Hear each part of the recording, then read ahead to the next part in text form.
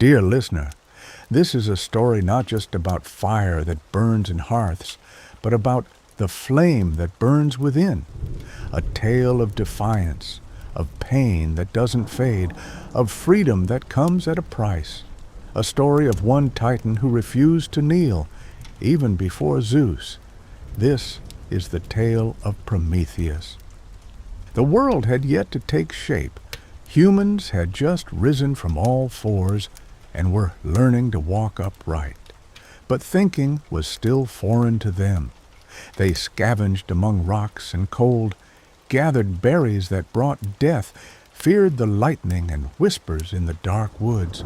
They knew no fire, no word, no sense of self, and yet in each of them a spark flickered, not a physical one, but something deeper, potential, vision, a future even Zeus could not see.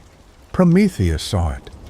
He was not a god and not a man. He was a titan, one of the ancient beings who had witnessed the birth of the world, who remembered a time before order, before power, before law. Prometheus never believed the world should be ruled by fear. He was fire in a frozen kingdom of dominance.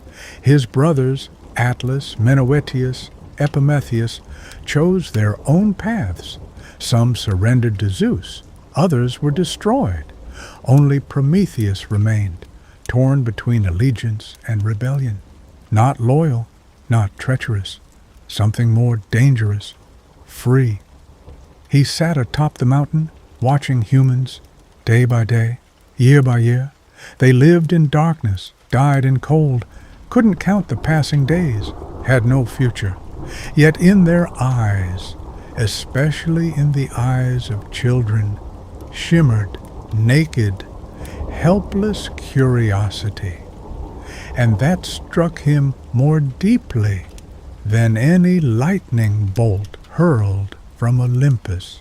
Not loyal, not treacherous, something more dangerous, free. He sat atop the mountain, watching humans, day by day, year by year. They lived in darkness, died in cold, couldn't count the passing days, had no future. Yet in their eyes, especially in the eyes of children, shimmered, naked, helpless curiosity. And that struck him more deeply than any lightning bolt hurled from Olympus. One day, he asked Athena, why were they given nothing? Because they were not made for power, she said. They were made to obey. But what if they are capable of more? Then they will become dangerous, to themselves, to us.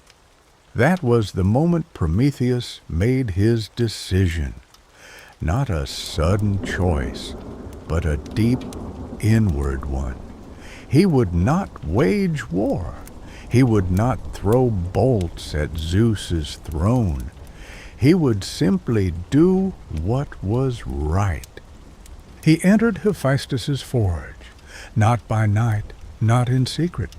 He appeared calmly, silently. Hephaestus glanced at him through the smoke and sparks, not pausing his hammer. I know why you've come, he said, and you know what it will cost. I do. Fire is the beginning of everything, even war, but also of creation. Hephaestus said nothing. He simply handed him a stalk of dry reed and returned to his work. Prometheus carried the fire carefully, like a soul. In the hollow of the reed, a pure spark, not one that destroys, but one that awakens. When he came down to the first people, they recoiled in fear. He didn't speak. He simply touched moss with the spark, and light flared. They froze. Then slowly they reached toward the warmth. Gasps of awe turned into the first laughter. It was the birth of a new world. Zeus saw the fires below and was silent, but silence was a storm. He did not shout. He called no counsel. He simply passed sentence. Hermes found Prometheus on the mountainside. You knew this would happen. I did. And still you acted. Because if not me, then who? No guard seized him. No blows were struck. They simply led him to the peak, to the very cliff where he had once watched the world. And there they chained him with shackles forged of silence and pain.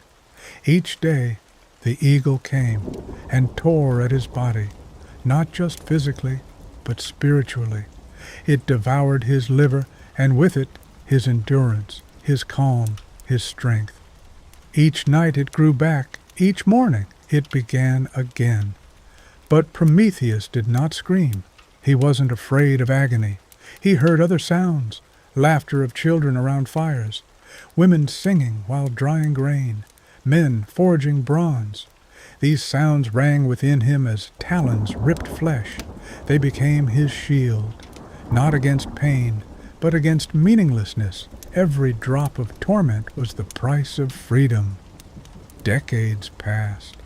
People learned to smelt metal, to build walls, to count time.